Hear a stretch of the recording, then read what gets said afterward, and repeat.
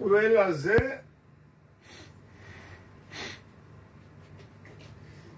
საჭიროა საკითხს ეს არის გასწრების თემა. საერთოდ სოფლიოში მომხდარი ავტოსაგზაურო შემთხვევების უდიდესი ნაწილი მოდის არასწორ გასწრებაზე. გასწრება უკავშირდება სიჩქარის მომატებას. შენ წინ მიმავალ მანქანას თუ მინდა რომ გაუსწრო 15-20 კილომეტრით უნდა მოუმატო სიჩქარე. სიჩქარის მომატებით, ანუ და ხშირად არასწორი გასწრებით ნახევარი საქართველოს კიდევ დაუპა მაგიმად რა ქვია, არასწორმა მანევრებმა. ეხლა ამ თემაში აქ მაგალითად ტერმინი გასწრება და ტერმინი გადასწრება სხვადასხვა დატირთა აქ არასწორად აქვს განმარტებული ამ ავტორებს, მაგრამ ჩვენ მაინც მოდი ვთქვათ. ესე იგი, თუ შენ არ გამოდიხარ დაკავებული თანამდებობაზე, აი დაკავებული გზიდან, თუ არ გამოდიხარ, არ გადადიხარ და იქ უნდა ჩადგე ისევ შენ ზოლში, ამას ქვია გასწრება, თუ გადადიხარ. თუ არ გამოდიხარ და შენ ამ წინ მიმავალ მანქანას ესე იგი შენივე ზოლიდან უსწრებ აი ამას ქვია გადასწრებაო. მან ვიწერე.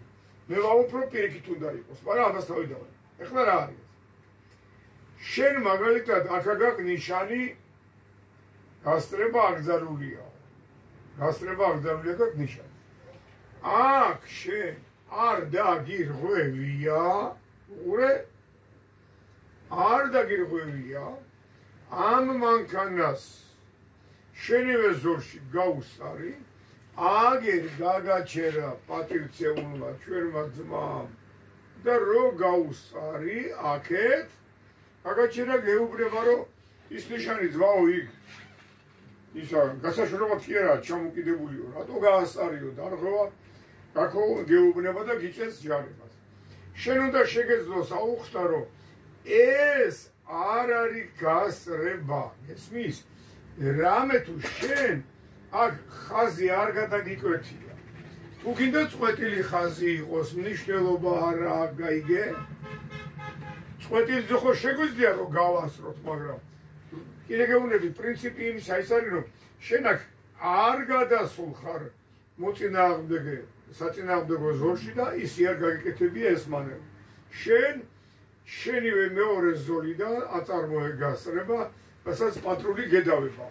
პატრული არ არის სწორი, პატრული თუ გაუვადა მოგატყუებს რაღაცას, მაგალითად დგომა აკრძალულიას მაგრამ თუ დაგიწეს გაჩერება აკრძალულიას და შენ გააღებ ის და ეუყურებ ვაიმე და არ ეწინააღმდეგები რომ შენ გაჩერება აკრძალულიაზე კი არ გაქვს მანქანა.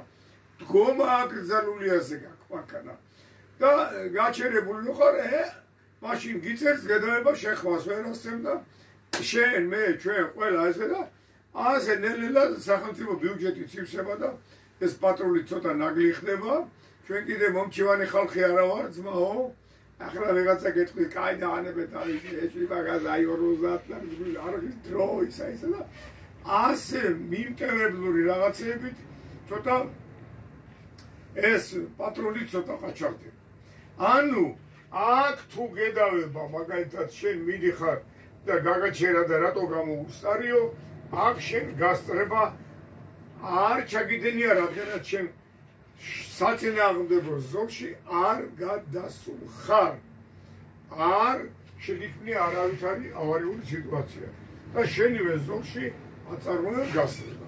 დანარჩენი ხა ჩვენ აქ ვნახოთ და საინტერესო თემაა, მაგრამ იმდენად საინტერესოა, რომ ძღოლების ალბათ 90% არ იცის სად გაასწროს, როგორ გაასწროს, მაგალითად თვითონ არაფერია, მაგრამ გზაჯვარედინი არ შეიძლება გასწრება თანაბარ მნიშვნელოვნად გზაჯვარედინებზე. ქვეითა გადასასვლელზე ხო საერთოდ პრობლემაა. თბილისში, სადაც გინდა იქ უსწრებენ ერთმანეთს, ფეხებზე კიდიათ ქვეითად მოსიარულე. 50 მეტრზე ახლოს არ შეიძლება გასწრება და ტრასაზე მით უმეტეს 100 მეტრზე ახლოს ქვეითა გადასასვლელთან გასწრება აკრძალულია, მაგრამ არ უკეთებენ ამას, ვარაუდს არ უკეთებენ. ამას იმას რა ქვია მნიშვნელობას არ აძლევენ წოლები და ვისაც უნდა ისე დადის. რაც ავარიის მოხდენის ნომერ პირველი მიზეზი ხდება. მაგალითად მე ყოველთვის ვამტკიცებდი და რა სპეციალისტები რომ შედარებით სიმთვრალესთან გასწრება ბევრად საშიში და გამოუსწორებელი შედეგით თავდება. მე შეიძლება დავლევ ერთი ბოთლები რომ მაგალითად კიდევ არ ვარ, მაგრამ აქედან გადავიდე მეორე სოფაში ხინი წყნარა ნელა მაგალითად ეს მის დავიცვა მაქსიმალურად გზის ვიდან გამომდინარე წესები და მივიდე, მაგრამ შეიძლება დაფრიზერი დავჟე, მივაწვე გაზს და გავაფრინო მანქანა და ეს სწორად შემოეხვიდე. გასწრება არის ნომერ პირველი ავტოსაგზაო შემთხვევების მოხდენის მიზეზი.